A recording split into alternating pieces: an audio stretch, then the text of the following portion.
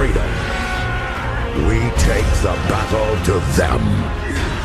Siema, z tej strony Optimus i dzisiaj sobie porozmawiamy o Isong G, czyli ISG, jak niektórzy też w skrócie na niego mówią. Tutaj bardzo chciałem jakby tak powiedzieć na start powiedzieć, że kontynuujemy jakby tak powiedzieć tą całą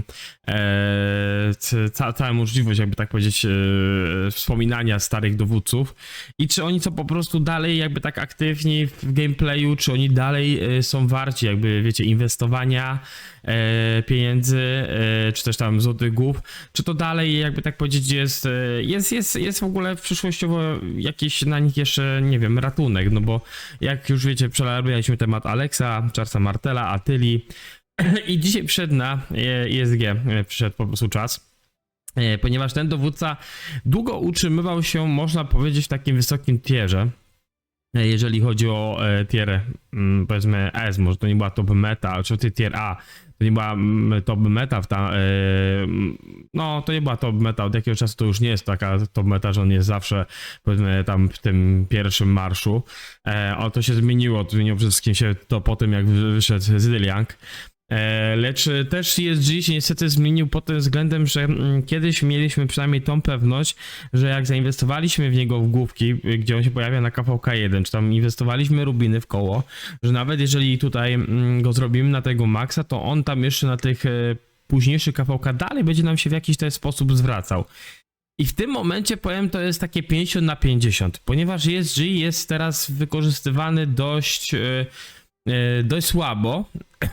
Może nie jest tak wykorzystywany w takich ilościach jak kiedyś, ale już w tym momencie bardziej jest wykorzystywany gdzieś, gdzie gramy na więcej marszy, niż gdzieś gramy na mniej tych marszy. Na przykład, jak wiecie, jak robiliśmy niedawno metę, ogólnie dowódców do Open Fight, no to wspominałem tam, że ESG może być sparowany z Boudiką Prime. I jakby na to nie patrzeć, tak, jest taka dalej możliwość, że on może się parować z Boudiką Prime, jeżeli na przykład no, nie mamy dostępu do Ashura, który jest oczywiście z MGE. Więc wtedy ratujemy się Boudicca i ESG i to jest naprawdę dobra para. No ale wiadomo, że meta, top 2 meta w tym momencie łuczników, no to jest Zilliang z Hermanem, Boudica z Ashurem. Wiadomo, że są też różne tam kombinaty tych marszy, ale no jakby na to nie patrzeć, no to jest taki jakby tak powiedzieć topówka. Widziałem, że niektórzy łucznicy, którzy grają na tam 3 łuczników, no to parowali Nebu z Isongiem. Nie wiem, jak to się tak ma rzeczywiście, czy to rzeczywiście jest grywalne, bo powiem wam szczerze, że tego no nie sprawdzałem, nie miałem jakby takiej nigdy możliwości, żeby sprawdzać takiego komfortu, żeby Nebu parować z YSG, ale czasem jak ktoś na przykład gra na 3 łuczników, no to tak robił. Coraz mniej oczywiście jest takich marszy, bo przeważnie taką metą, gdzie się gra w Open Fight, no to jest przeważnie 2 kawalerie, 2 łuczników i 1 piechota, czy tam czasem zmienia się na 2 piechoty jedne łuczników, nie? Ale tak większość takich par, powiedzmy, do 5 marszy Open Field tak wygląda. YSG, nie będę ukrywał, to jest jeden z lepszych dowódców na KVK1, jakby nie najlepszy. On tutaj przeważnie się zawsze zgrywał z takim tankiem, który, jakby tak powiedzieć, on z jego pleców bił. I YSG, jak wiecie, może z filmiku o Charlesie Martelu, no to YSG się parowało z Charlesem Martelem. Martel po prostu służył tutaj bardziej do takiego trzymania się jak najdłużej w openie, a YSG po prostu za jego pleców tutaj czaskał ile się dało, po prostu z 5 targetów, 1700 obrażeń. No na KVK1 to potrafiło zrobić, jeżeli dobrze kontrolowałeś marsz, potrafiło zrobić naprawdę niezłe cyfry. Karol Mło, wiem, że też widziałem Ryszarda z YSG, też widziałem Saladyna później, który wychodził w KVK2, że Saladyn z YSG też grają często kawalerzyści. Nie powiem, że to jest zła opcja, bo uważam, że to jest okej, bo tak się grało w pewnym momencie. Nie grało się tak, wiecie, tak jak typu łucznik, no bo łucznicy w sumie na KVK1, dopóki nie wyszedł totem, no to nie mieli jakichś tam super tych dowódców poza YSG, no i Kusunokim też często ludzie grali. Totem z YSG też był często wydawany w KVK1, KVK2, więc no Tu jest w tym momencie już coś takiego, jak ktoś tak gra totem YG, to wiadomo, to już macie bardziej tak dla takich spenderów, no bo low spender albo semi spender, on nie będzie wydawał złotych główek na tych dowódców, przede wszystkim na totema. Totem, ja akurat cudę totema, to ja mam chyba w ogóle nieinwestowane głowy były, tak, tak, to w ogóle głowy nie były inwestowane, to jest wszystko ze skrzynek, więc... No totem tak wyglądał przy YG. YG to moim zdaniem dalej jest bardzo dobry dowódca, jakby taki uzupełniający.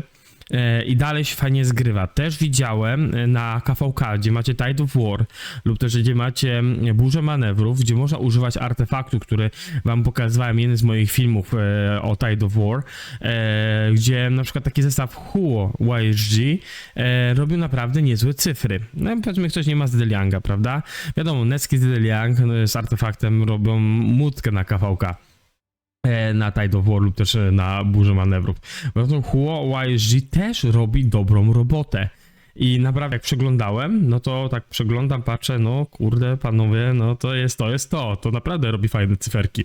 Zresztą wiem też z Królestwa, który grał Tide of War przede mną parę miesięcy temu, z 2877, jak widziałem ich raporty Huo i ESG, no to dalej to jest fajny marsz.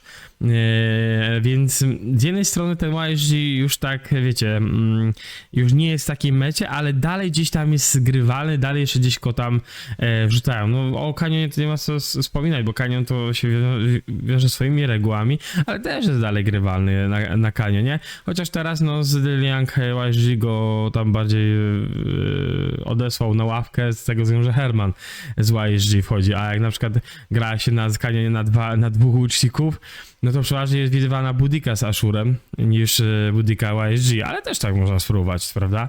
Ogólnie YSG jest to po części taki dowódca, który no nie chciałoby się inwestować tych złotych głów, nie? Te 690 głów, no chyba, że kręcimy oczywiście z koła. Tutaj jeżeli chodzi o samego YSG, jeżeli kręcimy to głównie z kół i staramy się wycisnąć jak najwięcej, no to okej, to ma sens, bo zrobienie go na tutaj 5, 1, 1, 5, jeżeli komuś by się udało tak zrobić, to jest naprawdę bardzo fajna opcja, nie? Bo ten buff jest naprawdę OP. Moim zdaniem on jest dalej OP. Obrażenia do umiejętności 50% zwiększa, więc jak pewnie słyszeliście, jak gdy tam rozmawiałem też na temat kawalerii kiedyś, gdzie było pytanie dotyczące Belizariusza Prime i niektórzy nie wiedzieli, jak to zestawiać. Ja wam tam przedstawiłem taką opcję, którą przedstawił Król 1960, że można sparować Neskiego z Williamem, Joannę z Belizariuszem Prime i Huo właśnie z YSG. No tak właśnie wspominałem, no 50% do single targetu Huo, który jeszcze też potrafi się utrzymać w walce i jeszcze YSG, który tam bije na te cyferki, no to właśnie robi fajne cyfry, nie? Dlatego z artefaktem to YSG też się więc on nie jest, jakby tak powiedzieć, totalnie useless.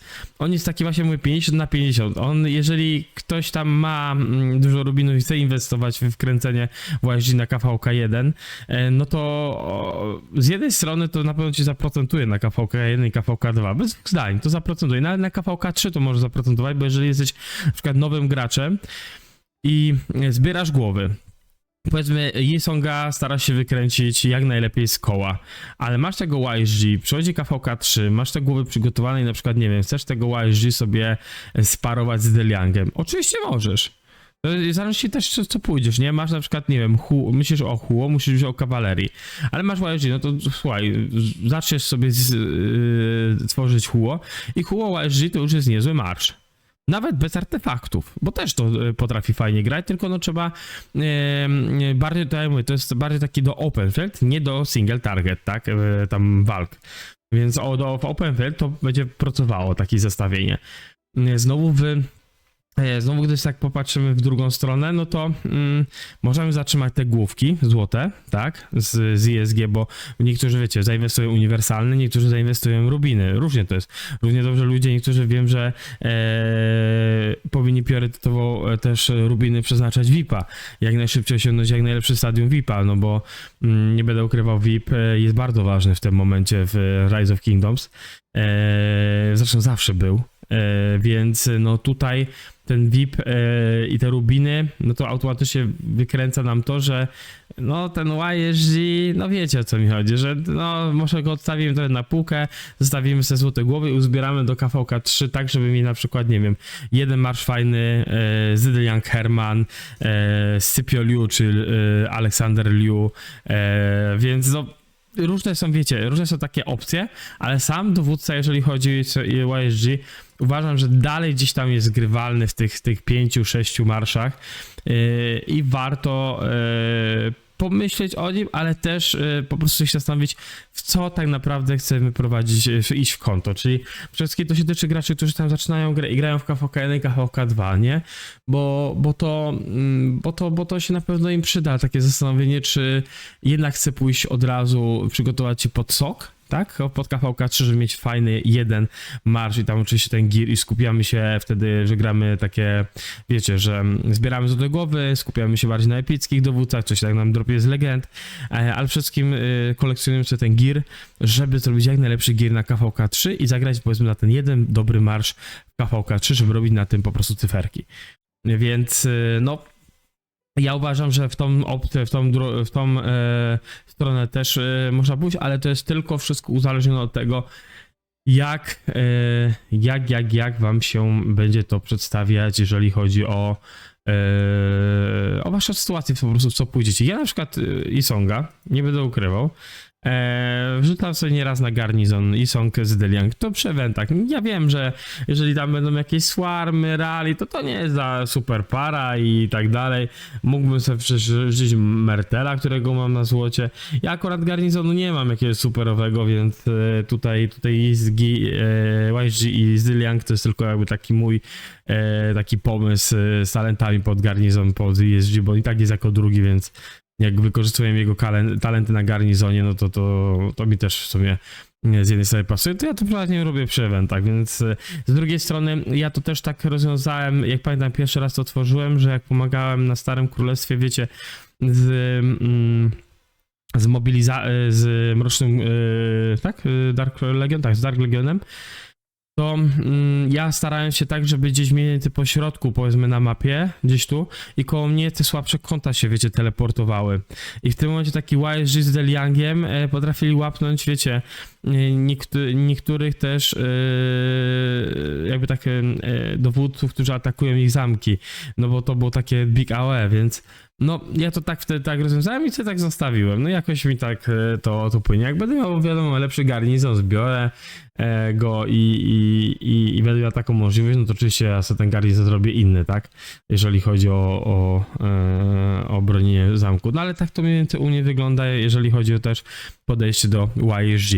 Mam go, wykorzystuję go, aktualnie jak tam gdzieś paruję, to ja go jeszcze w tym momencie paruję z Budiką, bo mój Ashur nie jest na fullu. Dalej Zydliang czyli Budika ESG na pewno na ekspertyzie jest dużo lepsza niż na przykład powiedzmy Ashur, który jest na 5, 2, 1, 1. Więc ja sobie tak po prostu zostawiłem. Nieraz przerzucałem gear złoty ze Zydlianga i na Budikę i sprawdzałem, jak to tam, to się wiecie, jak to tam gra. No i fajnie też widziałem, cyferki robi, więc nie jest źle. No, tylko u mnie akurat by się przydał drugi gear złoty pod łuki, żeby właśnie móc sobie tak na spokojnie grać, nie? Na 2 łuki, 2 kawalerie i na przykład tworzyć 5. marsz łuków, czy łuków piechoty. No różnie, wiecie, różnie ludzie po prostu grają. No Open Field, no to wiecie, że bardzo zależy na tym, żeby cisnąć AO damage, no bo po to w sumie to jest, więc tyle na temat YSG. Mam nadzieję, że ten filmik dotyczący tego dowódcy troszeczkę wam pomoże wyborami na KVK1 i KVK2, tym bardziej, że niedawno nagrywaliśmy projekt Jumper, więc niektórzy ludzie też będą chcieli się troszeczkę dowiedzieć na temat tych dowódców, czy warto, czy nie. Dlatego ja wypuszczam takich filmików, gdzie omawiamy sobie różnych dowódców, którzy powiedzmy jakąś tam rolę odgrywają w soku, czy też w KVK 1 albo 2. Więc no tyle ode mnie. Dzięki wielkie, że jesteście, dzięki, że wspieracie kanał, dzięki, że przez cały czas tutaj pchamy wszystko to razem do przodu. Trzymajcie się, na razie, hejo!